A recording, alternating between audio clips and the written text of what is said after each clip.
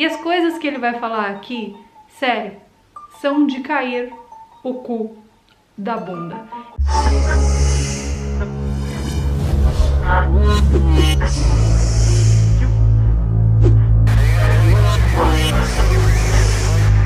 O vídeo de hoje é mais uma entrevista, uma das entrevistas mais importantes aqui do canal. Hoje nós vamos conversar com Everton Araújo, que é uma das pessoas que vai te ajudar a entender os conflitos emocionais que existem por trás das doenças. Você tem alguma doença, alguma condição? Todo mundo tem ou conhece alguma pessoa que tem alguma doença, alguma condição de saúde. E as coisas que ele vai falar aqui, sério, são de cair o cu da bunda. Daqui menos de 6 dias vai rolar uma super promoção do meu curso de inglês carolmeensina.com. Se você não quer perder os cupons de desconto, você precisa deixar o teu e-mail lá no meu site. Acesse carolmeensina.com, desce a barra, lá embaixo tem um lugarzinho para você colocar teu e-mail. Coloca teu e-mail que de 10 a 15 de maio eu vou enviar por e-mail os cupons de desconto para vocês. Quando você receber o cupom, clica e compra, porque acaba muito rápido e você vai ficar sem. Nas minhas redes sociais, que ficam sempre aparecendo em algum local aqui desta tela, eu também vou postar cupons de desconto remanescentes. Então fique ligado. Então, se eu fosse você, eu nem piscava nessa entrevista. Gente, eu tô com o Everton aqui, que ele é terapeuta integrativo, e eu chamei ele pra gente conversar sobre vários assuntos. Por quê? Primeiro porque ele utiliza, dentro das terapias que ele trabalha, uma técnica e uma metodologia que eu acho fantástica, que já é, assim, muito open mind. Ela abre a mente das pessoas e faz com que as pessoas enxerguem coisas que antes não eram vistas. E eu gosto disso, Everton. Eu gosto dos esquemas que ninguém tá vendo, umas coisas diferentes, diferenciada. E dentro dessas terapias integrativas que ele trabalha em duas vertentes, que é a da constelação familiar e a da medicina germânica. Somadas, temos a reprogramação biológica, certo, Everton? Certo. E aí, vamos começar falando, primeiro, explica para as pessoas o que é essa junção dessas duas técnicas, como que chegou nessa técnica que se tem hoje, e o que seria isso para que as pessoas entendessem, como se você fosse explicar, tipo, para um leigo que nunca ouviu falar nada disso, assim. Tá. Essa é uma junção de várias técnicas, foi criada por um fisioterapeuta e educador físico que mora hoje em Cascavel, que é o Maurício Valente. Ele é o criador da reprogramação biológica, que ela é uma junção de algumas técnicas. Então, junta a visão sistêmica familiar, junta a medicina germânica, a leitura biológica, bastante de PNL, que é como saber falar e reprogramar o cérebro das pessoas, e um pouco da visão quântica voltada para a saúde. Esses são os pilares principais que compõem esse método, que é o da reprogramação biológica. É um dos métodos que eu trabalho. Uhum. Entendi. E esse método, então, ele enxerga, né, até onde eu entendo, as doenças, os problemas que a gente tem, e eu não estou falando só de problema de saúde, eu estou falando de problema financeiro, problema de relacionamento, todo tipo de problema, como sendo algo que nós passamos por algum evento, choque traumático, alguma coisa, teve um que vocês chamam de DHS, né, teve um início. E aí, esse início, então, desencadeou tudo aquilo que a gente entende como sintoma. Como acontecem esses traumas, Everton? O que são traumas? Carol, a nossa concepção de trauma envolve 3 eventos que acontecem ao mesmo tempo. Então, nós estamos aqui numa entrevista, você na Polônia, eu no Brasil. Do nada, de repente, de uma maneira inesperada, chega alguém e invade a sua casa, o seu estúdio de gravação. Então, esse é um dos princípios que a gente tem que ter para considerar um trauma, que tem que ser inesperado, seja aí ou seja aqui, alguma coisa que eu não estou contando com aquilo. Esse é o primeiro ponto. O segundo ponto, ele precisa ser dramático para ser considerado um trauma. Então, por exemplo, se isso que aconteceu de alguém invadir é um trauma para mim, eu morro de medo dessas coisas, a intensidade emocional, quanto mais alta for, mais característico de trauma vai ter. Uhum. E um terceiro ponto é a gente vive esse trauma sozinho. O sozinho não significa não ter alguém ao lado. Porque se de repente você está no metrô de São Paulo, às 5 horas da tarde na Praça da Sé, você recebe a notícia no seu telefone que o seu filho foi sequestrado, só você sentiu aquilo. Todas as pessoas ao redor, ninguém sentiu. Então, é a sensação de, naquele momento do trauma, eu estou só. Então, sentimento de solidão na hora do trauma, estar sozinho, inesperado, e tem que ter uma intensidade emocional, que é o que a gente chama de drama. Tem que ser dramático. Isso a gente considera trauma.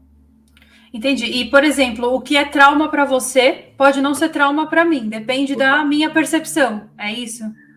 Porque para você pode ser um trauma de barata. Se você vê uma barata, você trava. E, de repente, vai ter alguém do seu lado que, não, é só uma barata. Vai lá e mata a barata. Tudo, essa questão traumática, ela vem de uma percepção. Se você andar, por exemplo, na Polônia e ver alguém com um capu andando pela rua, é diferente da pessoa que tá na Polônia, por exemplo, você que vive aí, do que nós que vivemos aqui. Talvez o meu mapa de mundo perceba aquilo como uma ameaça, talvez você não. Eu lembro bem que nós estávamos eu e alguns amigos da seleção, nós estávamos em Londres, e nós estávamos andando em volta de um estádio conhecido lá, bem no centro ali da cidade. E tava eu e mais 2 amigos andando, tava frio, nós estávamos de capu, andando no escuro, e tinha um caminhozinho assim, que era meio matagal. E uma moça veio na nossa direção. A gente olhou de longe e falei, nossa, uma moça tá vindo. Com um cachorrinho, passeando com um cachorrinho, era umas 10 horas da noite. E aí ela passou, cabeça erguida, peito estufado, olhou pra gente e falou, boa noite. Em inglês, boa noite. A gente, boa noite. E aí a gente conversou naquela ocasião que, olha a percepção, né? 3 homens do meu tamanho, 1,36 m, largo, andando por aqui, indo de encontro com uma pessoa, e ela olhou pra gente e falou, boa noite. Se fosse no Brasil, possivelmente isso não aconteceria. Não teria porque mulher dentro do conceito da vida em Londres, ela não tem medo dessa situação. Dentro da percepção que ela vive lá. É normal ela encontrar pessoas grandes, com frio, com um capu na cabeça, passeando pelo estádio. Aqui não, aqui é diferente. Então, se você tá num beco assim, escuro, né, um matagal, realmente... Aqui no Brasil, as pessoas mudam de rua quando a rua está iluminada até, né? Elas trocam de calçada. Então, ali, para ela, foi uma situação normal. E eu sempre trago esses exemplos como, olha a percepção. A nossa percepção daquela moça ali é totalmente diferente. Claro. Tanto que ela agiu da maneira mais natural possível e ainda foi polite ali, né? Falando. Ainda falou um good evening. Falou um boa noite. O que no Brasil a gente correria, né? Sem olhar para trás. Aqui e não necessariamente significa que iria acontecer alguma coisa, mas o que significa e o que importa aqui na situação é como ela se sentiu perante aquela situação, né? Isso é uma coisa que a gente não controla, Carol. Porque o primeiro pensamento que vem não é nosso, assim, de conceituar, deixa eu entender. O segundo, depois, quando a gente foi falar sobre isso, eu falei, cara, para ela faz sentido continuar andando aqui. Agora, a primeira reação que as pessoas têm, ela é extremamente instantânea. Instintiva também, né? Instintiva. Não depende do nosso cérebro, porque numa situação de ameaça, você não tem que ficar pensando. Uma situação de ameaça, ou você finge de morto, então você desmaia, ou você luta, ou você foge. Então, o cérebro não tem tempo para pensar. Por isso que a primeira percepção, ela sempre vem. Então, se eu vejo algum cara andando na rua, vindo na minha direção, nessas características que eu falei para você, pode ser um pré-conceito? Pode. Enraizado na minha cultura? Sim. Então, o que cabe a mim? Cabe a mim analisar e tentar dar um novo sentido para aquilo, se fizer sentido para mim. Claro. Uma pessoa de capu não necessariamente é uma pessoa que vai me assaltar. Agora, aqui no Brasil, o oposto também é verdadeiro. Às vezes você vai colocar uma confiança nessa percepção e, de repente, vai acontecer alguma coisa e você fala, puta, aí você vai reforçar o trauma. Aí, reforçando o trauma, você pode esquecer. Quando você vê alguém de capu na rua, seu coração vai disparar. Então, é exatamente por isso. Então, nós temos o trauma e esse trauma é vivido dessa exata mesma forma que você explicou, precisa dessas 3 características. E por que nós estamos falando sobre isso? Por que esses traumas são importantes? Porque, posteriormente, eles podem desencadear uma doença ou um problema psicológico, né? A pessoa pode ter medo, por exemplo, de uma pessoa de capuz na rua. Como que isso funciona? Como que esse trauma, essa situação, esse choque vivido por uma pessoa tem o poder de, no futuro, desencadear uma reação, uma doença, enfim. Ou um comportamento, que são as 2 vertentes que eu trabalho, né, Carol? Que é vertente mais física, doença através da emoção que nós vivemos, mas também o comportamento que a pessoa tem. Eu tenho vários exemplos para dar, mas para você entender nessa situação que nós falamos e para toda a audiência aqui entender, a questão da percepção. Pode ser que se um cara entra aí e você, na sua primeira percepção, a gente não controla, pode ser de alguém invadir o meu território. Então, onde isso reflete no corpo físico? Naturalmente, ele tende a refletir, principalmente se for na mulher, numa infecção de urina, por exemplo. Está muito ligado à marcação de território. Agora, se nós estamos no mesmo local e isso acontece, talvez a minha percepção seja absolutamente distinta da sua. O mesmo conflito de território que foi percebido por você pode ser percebido por mim numa outra esfera do meu cérebro, numa outra esfera da minha psique, por conta da minha percepção. Eu posso desenvolver uma úlcera de estômago, por conta da raiva que aquela pessoa invadiu meu território. Então, são duas regiões completamente distintas. A gente consegue, através do sintoma, trazer qual foi a percepção da pessoa no momento do trauma. Porque depois de 50 anos, 30 anos, a percepção ela é absolutamente diferente. Porque você já passou por aquilo, você já teve condições de trazer aquela história para o seu racional. Mas naquele momento, é isso que a gente faz a terapia, o mais importante é quando você passou por aquilo, o que você sentiu? Aí sim a gente vai buscar a percepção real. Se a pessoa não tem condições, a gente coloca para ela, por exemplo, você se sentiu invadida? Para trazer por quê? Porque o sintoma está mostrando isso. O comportamento está mostrando isso. A maneira como a pessoa se comporta, a maneira como ela manifesta seus sintomas e doenças, a gente consegue entender qual era a percepção dela. E aí a gente dá um novo sentido. Porque a menina que foi abusada com 6, não é a mulher que conhece hoje de 57. Foi um caso que eu atendi ontem aqui no consultório. Eu não consigo terminar com meu marido, eu não consigo largar do meu marido me abusa, meu marido faz isso, meu marido me trai, mas eu não consigo sair dessa relação. Aí quando você busca na pessoa, ela foi abusada aos 6 anos de idade. Então, tudo isso traz um contexto muito grande na vida adulta. E foi o que você falou. Quando a pessoa tem um momento do trauma, não há doença. A doença não acontece ali instantaneamente. Ou o comportamento não acontece ali. Depois de anos. Por isso que é tão comum a gente ver pessoas que foram abusadas na infância começarem a tratar isso aos 30, aos 40, 50 e poucos anos de idade.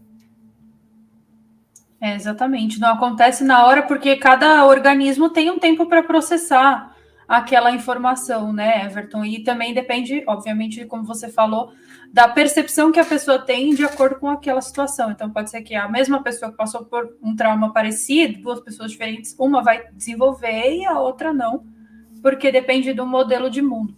Agora, um outro comportamento, uma outra situação que as pessoas têm muito e que é causa de muitos problemas comportamentais, físicos e de doenças até, são os abandonos, né?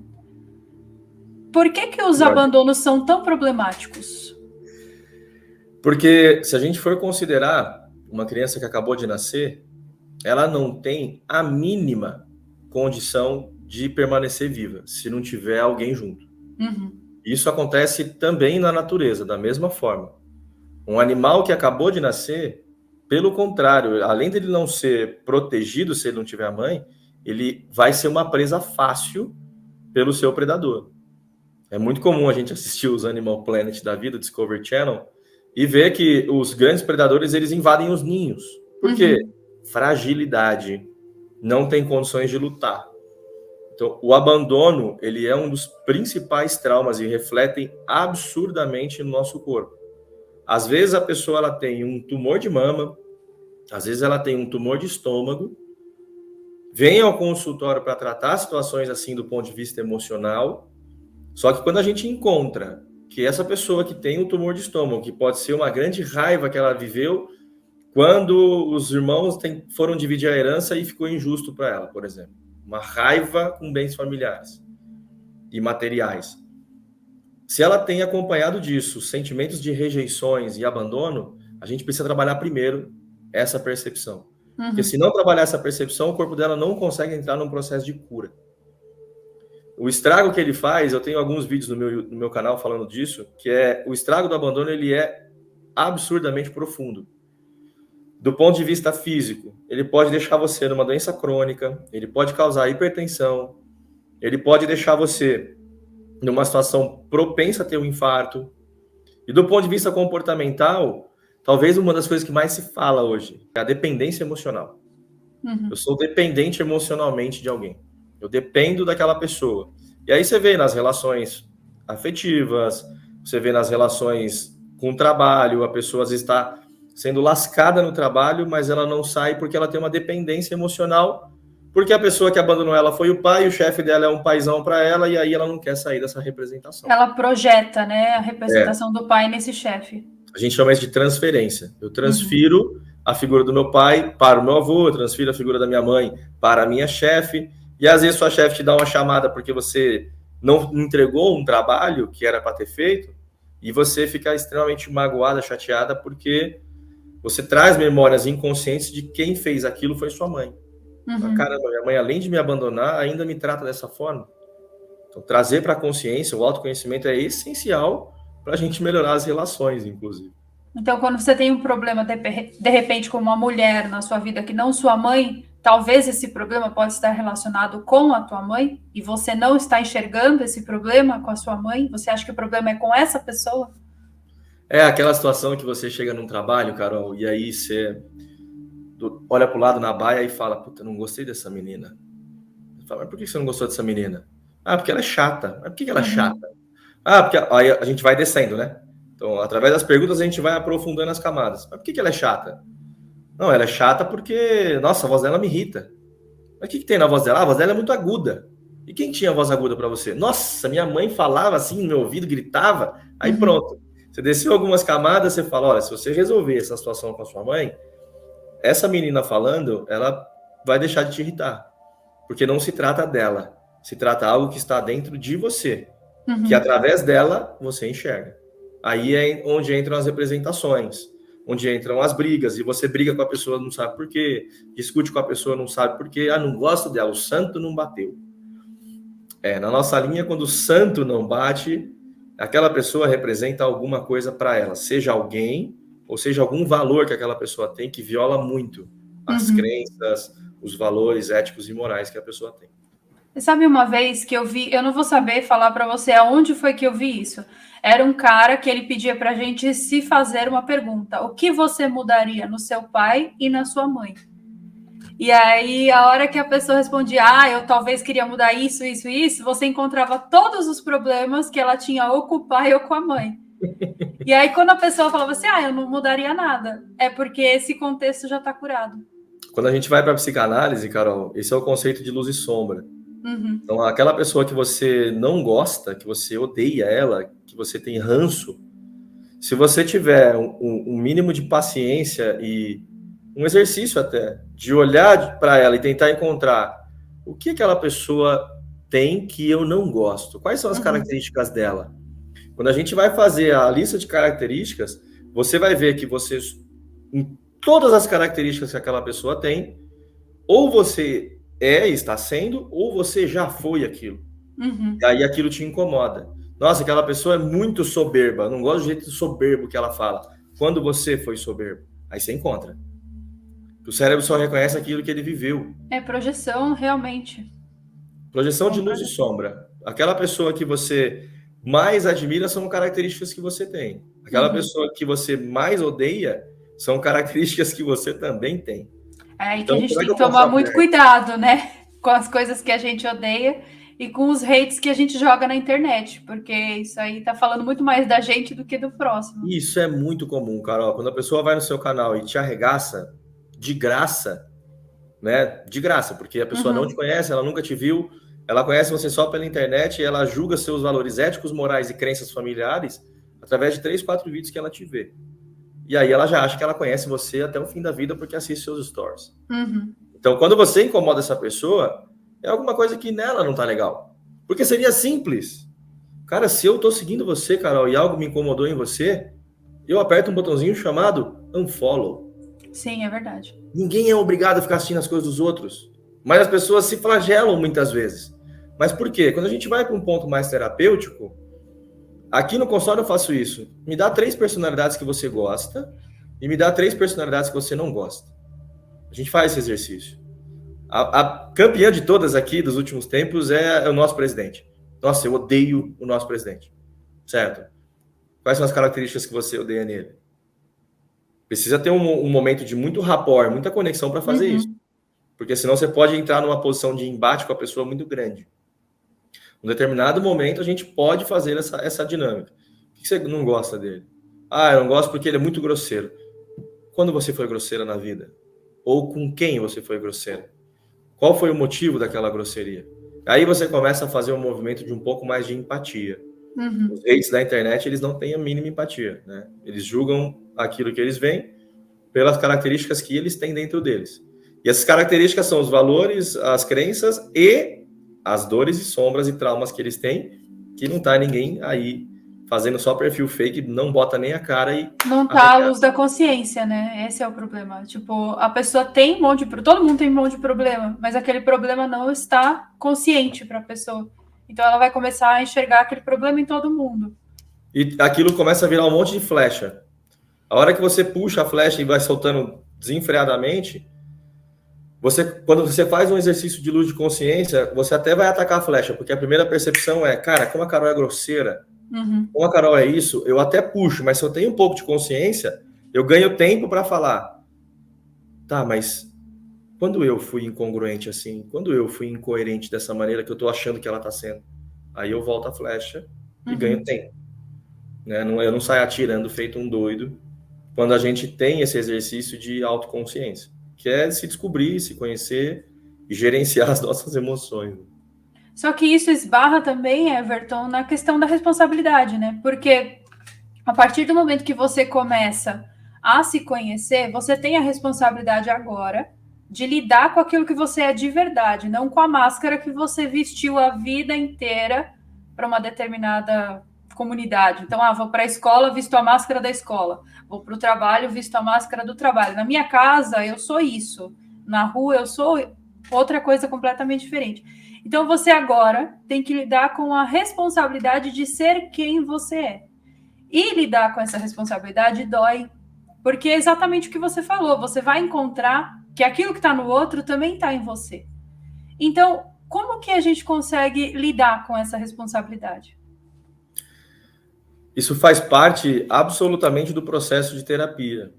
E eu costumo dizer para todos os meus alunos, terapia não é você pescar, terapia não é você fazer academia, terapia não é você dar um rolê com as amigas. Isso se chama manejo de estresse.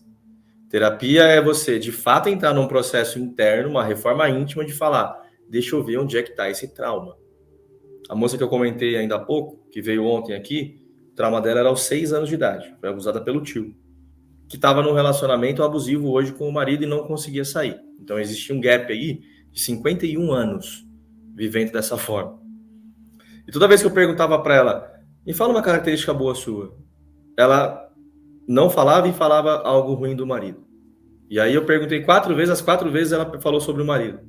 E aí eu trouxe ela para um exercício de consciência dizendo, me fala só sobre você. Não fala sobre ninguém. Esse é o nosso exercício, tá bom? Ela falou, tá bom. Não conseguiu, Carol. Foi aí que a gente conseguiu de fato trazer para ela, falar, tá aí dentro. Seu marido está representando uma coisa. E aí quando a gente vai para encontrar esse trauma, a gente encontra isso. E aí assim, cara, ela foi abusada. Qual que é a responsabilidade dela disso? Não tem. Ali não. Não dá para falar, é você que fez isso, você... Cara, pelo amor de Deus. Tem muitas vertentes que culpam a vítima, né, Everton? E isso tá errado também, né? Não faz o menor sentido. Como é que você vai culpar uma menina de 6 anos? Eu vejo minha filha que tem 4, cara. Se daqui 2 anos, 1 ano e meio, alguém estupra minha filha. Cara, o que minha filha fez para você? De tão grave ou de tão sexual, de sensual para você, para que você tenha essa atitude com ela? Não justifica. Tanto que existe lei para punir essa pessoa. Claro. Agora, a responsabilidade dela não está no momento que ela foi estuprada. A responsabilidade dela está em fazer alguma coisa com o que ela passou. E muitas vezes é ficar a vida inteira numa terapia. Isso é de responsabilidade dela. Porque eu perguntei para ela, seus pais sabem? Ela falou, não, tive vergonha de contar. Então quem que pode ajudar ela? Ninguém, a não ser ela mesma. aí sim é o conceito de autorresponsabilidade. O que eu posso fazer?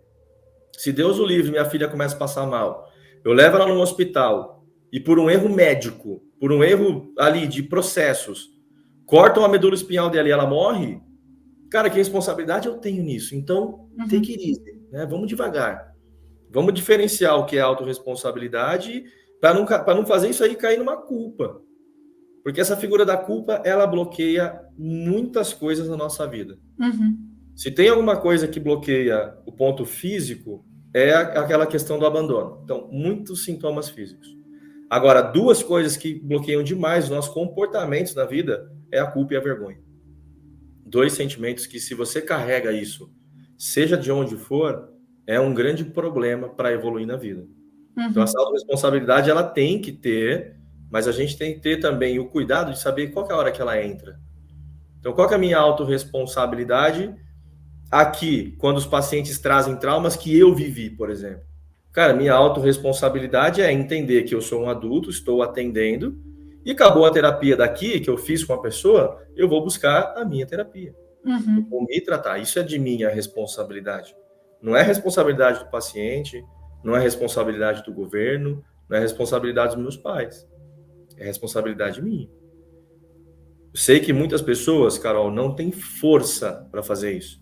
Tamanho foi o trauma, tamanho foi o abandono, o desamparo que essa pessoa teve na vida. Então, essas pessoas são aquelas que precisam a vida inteira de um processo terapêutico. Não que nós não precisemos, mas essas têm recomendação fortemente de fazer, ó, mantenha uma terapia semanal. Isso é importante. Entendi. Então, lidar com a autorresponsabilidade é entender até que ponto você precisa ou não precisa fazer alguma coisa por você. Seria isso? Seria você assumir a responsabilidade sobre aquilo que te cabe. Então, eu atendo aqui, parece até meio retórico, né? Mas eu falo muito de estupro, falo muito de abuso, porque é uma das coisas que eu mais atendo aqui. E também é uma das coisas que parece que mais afeta, né, Everton? E eu também tenho um campo, né, Carol? Porque eu fui abusado aos 8 anos, então tem alguma coisa que chama. Entendi. Puxa, né? Entendi. Então, do ponto de vista energético e quântico, essas pessoas vêm até mim, por quê? Porque o meu campo, esse universo todo fala, você tem condições hoje de ajudar essa pessoa, então eu vou trazer a pessoa com esse histórico para você. E aí eu lembro, não só da minha história, mas de todas as histórias que eu vivi aqui, e vivo no consultório, que a pessoa estava voltando do trabalho aos 14 anos de idade e foi violentada na rua. Então, olha, ali não tem responsabilidade sua. A partir dali, sim. Então, são pessoas que passam por problemas de relacionamento, pessoas que têm ali uma dependência, pessoas que não conseguem se posicionar, pessoas que não conseguem tomar coragem de sair de um relacionamento, mesmo que ele seja abusivo, porque a referência dela é essa, eu fui abusada lá atrás, então isso mapeia a nossa cabeça. Claro que a cabeça de 30, 40, 50 não é essa, você sabe? Olha, isso é abusivo, isso tá me fazendo mal, mas aquela criança que foi mexida lá atrás, aquele adolescente, não tá. Então é minha responsabilidade ir resgatar essa criança. É uma criança ferida, né? Criança ferida. Feridas infantis. É interessante isso que você falou do seu trauma e você atrair pessoas que tiveram traumas similares, porque eu percebo exatamente a mesma coisa. Quando eu exponho algum problema que eu tenho, vem um monte de gente, Carol, me ajuda, socorro, sabe assim? É muito interessante, mas isso aí já é uma questão muito mais energética, não tem muito a ver com a questão física, nem com a questão médica, né? É uma questão de campo mesmo. É como se o universo falasse para você, olha, você tem condições de ajudar essa pessoa. Sim, agora que você já curou, né? Agora que entre aspas, porque curar a gente nunca cura. Nunca esquece. Eu nunca vou esquecer. Eu sempre vou lembrar da cena. E uma das tarefas mais comuns que a gente encontra aqui no consultório junto com o paciente, que tem esse histórico, o que você pode fazer agora para reparar isso? E muitas dessas pessoas, Carol, muitas mesmo, vão para lares e abrigos fazer trabalho voluntário com crianças que foram desamparadas, que foram abusadas, que foram violentadas e foram largadas lá. É exatamente esse o movimento, né? O movimento aí de você ajudar, né? Faz todo sentido. E você dando chance para aquela criança, é como se você estivesse dando chance e alimentando a sua criança, dizendo, agora eu vou cuidar de você para que isso jamais aconteça com outras pessoas. Exatamente. E aí, falando... Desculpa, pode falar. Não, falei que é um movimento muito bonito. Ah, sim, é um movimento que traz uma cura para a pessoa, né, num campo psicológico, porque o problema realmente sempre vai existir. Agora, um outro problema também que afeta muitas pessoas são problemas que nós carregamos da nossa ancestralidade, né? Que a pessoa fala, isso aí é problema genético, né? Você é assim porque teu pai era assim. Tem essas frases que a gente escuta no nosso cotidiano. Como que os problemas da ancestralidade afetam a nossa vida? Quando a gente vai para a visão da constelação familiar, que é olhar para o sistema familiar e entender através das 3 leis que falam na constelação. Todos têm o direito de pertencer, a relação tem que estar hierarquicamente em ordem, então quem veio antes tem precedência, e o equilíbrio das relações, então o equilíbrio entre uma relação e outra. Quando a gente vai para essa esfera, a gente vê que nós temos um desejo inconsciente de pertencer. A primeira grande lei sistêmica, que é por conta desse abandono, nós falamos. Você ficar sozinho ou você iniciar uma jornada sozinho é muito difícil. Eu vim falando isso com a minha esposa, aqui pro consultório a gente estava falando sobre isso. Que ela falou, deve ser muito difícil, amor, uma pessoa que cresce sem ter a presença e o amor do pai e da mãe. Falei, é difícil, mas o universo é tão sábio que ele nos capacita para que a gente consiga sair também. Sempre tem um motivo para evoluir. Para você, talvez seja muito mais fácil do que para mim, que passei por isso. Você tem algumas facilidades para isso, mas isso não significa que é mais ou menos. Você tem a sua percepção, eu tenho a minha. Então, quando nós temos essa lealdade, a gente chama de lealdade inconsciente. Eu tenho o desejo de pertencer, porque se ficar sozinho, eu sou uma presa, ficar sozinho, eu me sinto abandonado. A gente tende a repetir alguns padrões. E a repetição de padrão não é aquilo que eu aprendi com a minha mãe quando eu era pequeno. Uma das coisas mais comuns que a gente vê, Carol, é quando você tem 8 anos, repete a mesma coisa que sua mãe fazia quando ela tinha 8 anos. Você sequer tinha sido planejada, não estava em lugar nenhum ainda nessa esfera. Mas as repetições de padrão. Não é aquela coisa aprendida, como a psicologia mostra de Pavlov. Eu aprendo um comportamento. Não, você herda um tipo de comportamento. Características comuns dos nossos pais. A minha filha, por exemplo, ela perde um pé da meia, o pé esquerdo, sempre, à noite. Filha, por que você está com uma meia só? Papai saiu. A Fernanda acontecia a mesma coisa com ela. Então, são esses exemplos que mostram esse campo familiar influenciando, não é determinando, influenciando a nossa maneira de viver, maneira de ver o mundo. Então, eu tenho uma frase que eu até falo um palavrão, que é alguém tem que parar essa porra, né? A gente falou a palavra estupro aqui, o palavrão não vai fazer diferença. É verdade, palavrão mesmo. Alguém tem que parar essa porra, que é o quê? Se você identificou algum padrão familiar que não é mais funcional para você, alguém tem que parar essa porra. Porque se você não para, da mesma maneira que chegou até você, você pode transmitir isso e passar à frente. E é muito importante a gente entender e mostrar para essa audiência que não é uma culpa, é uma herança. Isso acontece você querendo ou não, mas acontece com as coisas ruins e também acontece com as coisas boas. Claro. É que a gente só tende a pensar para o lado ruim. Então a gente tem uma tendência a querer pertencer, por isso que a gente repete tanto os padrões. Quando a gente vai para um lado mais científico, quem estuda bastante isso é uma área da medicina que chama epigenética, que é aquela parte onde o gene é mutável de acordo com o ambiente e as percepções que foram vividas. Então, a gente consegue mutar parte do nosso gene para que a gente possa fazer diferente. É um desafio. Às vezes você pega uma família que trouxe a chamada mulheres fortes, né? A mãe foi forte, a avó foi forte, e na visão do forte, quando você pergunta, é a pessoa que teve que viver sozinha porque o marido abandonou. E aí essa pessoa tem uma tendência a não se relacionar com homens, por exemplo. Ou tem problemas nos relacionamentos.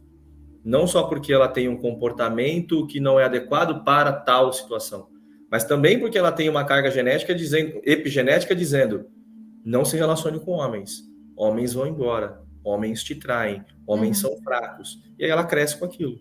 Então, não só genética, às vezes ela escutou dentro de casa também, né? E aí é um reforço. Imagina se ela já vem de um sistema onde dentro dela já tem isso, por uma questão de campo genético e epigenético, e ela escuta também isso. Quando ela vai escutando, ela vai reforçando algo, e quando chega lá na frente, ela vem ao consultório para falar: eu tô com muito problema no meu relacionamento. Eu não consigo parar com nenhum homem. Eu não consigo. Atendi uma menina ontem que falou isso para mim. E aí os últimos relacionamentos dela foram 3, terminaram da mesma forma. Ela falando: eu não vejo futuro com você, não vejo futuro com você, não vejo futuro com você. Mas ela gostou pra caramba dessas pessoas. Aí a gente foi fazer uma constelação, a gente viu exatamente esse padrão. Os homens foram embora. Então, antes dela ser abandonada, ela abandona. Para não entrar no conflito do trauma que ela viveu. Mas para ela não ser abandonada, ela abandona antes, é isso? É muita questão da pessoa que é o ciumento, por exemplo. Tem esse padrão. Eu faço você ir embora porque eu tenho atrás de mim abandonos que eu não quero reviver. Então, antes de você me abandonar, eu faço com que você vá. E aí eu fico com aquela situação de eu não fui abandonada, eu abandonei. É que aí você fica no topo, né? Estou no topo, mentalmente. Isso não significa, Carol, que as pessoas devam, que tem, tá escutando aqui a gente falar e, nossa, minha família foi assim. Mas se isso não te incomoda, não tem por que você pisar num ambiente de consultório. Cada um consegue viver da maneira que tolera. Se aquilo te incomoda ou te mexeu aqui com a gente falando, beleza. Vai procurar um terapeuta para olhar para isso. Agora, se você vive bem dessa maneira, se você vive bem desse jeito, mulher, no caso, mais masculino, nessas situações de eu me posiciono, o homem não presta mesmo, tá tudo bem. Tá tudo certo, segue sua vida. Tem pessoas que buscam diferente. A gente volta lá no começo sobre percepções. Se a percepção da pessoa sobre aquilo é boa, segue. Se não for boa, aí sim procura ajuda. Se ela sentir que está precisando de ajuda, ela procura ajuda. E é exatamente agora que... Como que as pessoas podem chegar até você? Nós temos o teu canal, que eu vou deixar aqui nos cards, que lá já tem uma grande biblioteca explicando sintomas e o que está causando esses sintomas, né? Tanto comportamental quanto físico. Mas você atende pessoas também, né, Everton? No mundo todo, online e presencial em São Paulo, certo? Sim, inclusive estou no meu consultório aqui em São Paulo, mas a gente tem a modalidade online tanto para o método da reprogramação biológica, que é uma das coisas que mais tem no meu canal, quanto da constelação familiar. A internet possibilitou um campo de abrangência gigante, tanto que nós já estamos aqui, né? Você está do outro lado do globo. E eu já fiz consulta com o Everton. Exato, já fez algumas consultas comigo. Sua mãe já veio aqui presencialmente, então... Verdade. Para me encontrar, o meu Instagram é evertonaraújo.terapias e o meu canal do YouTube também tem o mesmo nome, Everton Araújo Terapias. Tem bastante conteúdo, a gente produz bastante, que é para inspirar cada vez mais. E tem teu curso também, né, Everton? Tem, no meu site, evertonaraújo.com.br, um curso que ensina o básico do básico do básico de tudo isso aqui que a gente está falando. Isso aqui agiliza demais, chama Você Seu Próprio Curador, que você não é capaz de curar tudo, mas o mínimo é possível. Então, qual é o momento que eu preciso buscar uma outra ajuda? Começa por aqui e vê se isso aqui já não é o suficiente. Para muitas pessoas da minha audiência, fala, cara, foi incrível, eu consegui ressignificar um monte de coisa. Você me manda vários feedbacks assim, né? Cara, olhei assim o vídeo, fez sentido. Não, gente, eu fiz o curso, mas assim, eu procurei o Everton a primeira vez porque eu tava com fibromialgia e já tinha feito tudo e nada resolvia. Aí nessa busca do não estou satisfeita com isso, né? Porque essa é a minha percepção, eu fui e achei um vídeo dele. Eu falei, cara, é isso. E em 2 meses eu não tinha mais nada. E as pessoas ficam chocadas porque estão sofrendo com fibromialgia a vida inteira. E elas ficam chocadas quando elas chegam lá no meu vídeo, que eu explico como que eu resolvi. E a partir desse momento, quando eu vejo que alguma coisa funciona, eu não sei se é também por causa daquele negócio lá da ressonância, que eu quero que as pessoas, né, se sintam livres do mal que eu já tive, eu começo a indicar para todo mundo, entendeu? Então é por isso que o Everton está aqui hoje. E isso é muito legal, Carol. Eu sou muito grato a você, já te falei isso várias vezes, pela generosidade que você tem de fazer as marcações, de... Muita gente vem para mim através de você. Se eu pegar a lista de pessoas que entraram em contato com eu vou começar a cobrar comissão. Cadê? Eu já te falei isso. A lista de pessoas que... você vem indicado por quem? Pela Carol Capel. Eu vi no canal da Capel. E aqui vem muita gente também. Eu tenho atendido uma pessoa aqui, um casal, que eu vi você no canal da Carol e eu achei legal. Então, eu já falei para vocês. Depois desse vídeo aqui, o negócio vai ficar feio para você, viu? A gente está aumentando o nosso time. Ai, que bom. Vai precisar.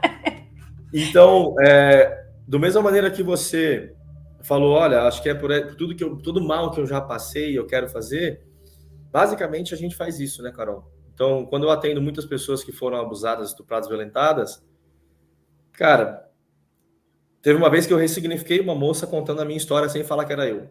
Uhum. Uma moça de Fortaleza veio para cá, só para consulta, e aí ela tentou segurar, ficou segurando, mas aí o corpo mostrou muito, assim. Uhum. E aí eu fui falando para ela, ó, tem trauma aqui. E aí ela falou, eu não me sinto à vontade para falar disso, mas eu já mexeram muito comigo. Uhum. E aí eu contei a minha história, ressignificando para ela como se fosse alguém que ela não conhecesse. E aí ela chorou. Quando ela levantou da maca, ela falou, essa pessoa é você? Aí eu falei, sim, sou eu. Aí ela me abraçou e falou, obrigado, valeu a pena ter vindo para cá. É exatamente isso. E você sabe que eu tenho muito disso para curar problemas financeiros das pessoas. Porque cara de rica, Carol, tem cara de rica. Ai, tudo bom. Porque quando eu tive problema financeiro, eu passei por toda uma busca, né? E aí hoje eu me tornei investidora, né? E todas as coisas que eu consegui foi através dessa busca. E aí as pessoas parecem que chegam para mim justamente com isso, Carol, tô com problema aqui. E aí quando eu conto a trajetória e o que eu fiz, a pessoa fala, nossa, era isso que eu precisava. Então, é exatamente por isso, Everton, que eu gosto de trazer para o canal pessoas que eu acredito que tendem a agregar em algum ponto.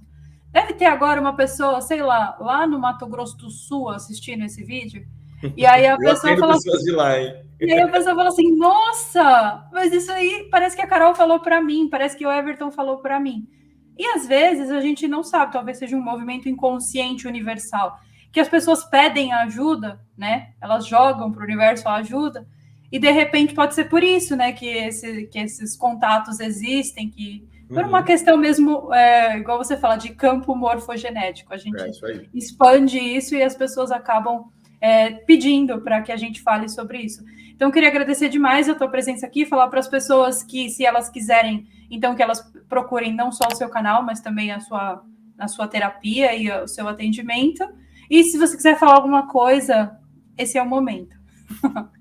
Carol, só tenho a agradecer a você novamente. Você é uma das pessoas mais generosas que eu já conheci na vida. Eu tenho 36 anos e eu te falo isso de coração. Olha, vou colocar no currículo? Pode colocar, a pessoa é generosa. Perguntas, 3 defeitos, 3 qualidades. Generosa. Acho mesmo, de verdade, assim, de coração. Eu agradeço demais a oportunidade de estar aqui com você, de toda a parceria, de maneira extremamente generosa e gratuita que isso acontece, a troca que existe entre nós. E eu fico no aguardo de você vir para o Brasil e a gente tomar um café aqui no consultório.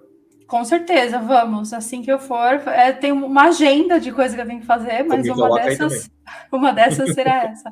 Gente, então esse foi o Everton para vocês e obrigada por estarem aqui. Obrigado, Carol. Valeu.